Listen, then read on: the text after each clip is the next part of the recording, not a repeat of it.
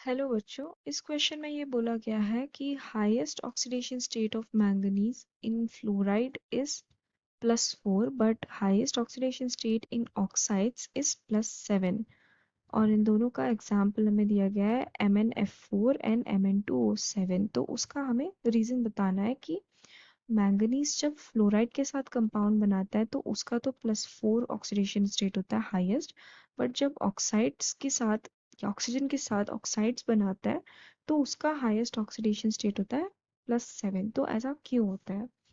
तो यहाँ पे जो की कॉन्सेप्ट होता है ये है कि फ्लोरीन जो है वो सिंगल बॉन्ड्स ही बना सकता है, वेरस ऑक्सीजन की अगर हम बात करें तो वो डबल बॉन्ड बना सकता है। ठीक है, तो अगर हम इस एग्जाम्पल को देखें MnF4, इसका अगर हम कंपाउंड का स्ट्रक्चर देखें तो ये कुछ ऐसा होता है।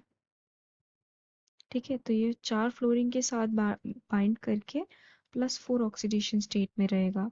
बट Mn2O7 की बात करें तो यहाँ पे ये दो मैंगनीज ऐसे ऑक्सीजन के साथ बाइंडेंगे और यहाँ पे डबल बॉन्ड के साथ ऑक्सीजन जुड़े होंगे, कुछ ऐसे।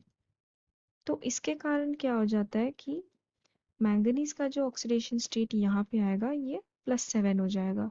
ठीक है, तो because oxygen double bond form कर सकता है इसीलिए यहाँ पे मैंगनीज +7 में होता है हाईएस्ट ऑक्सीडेशन।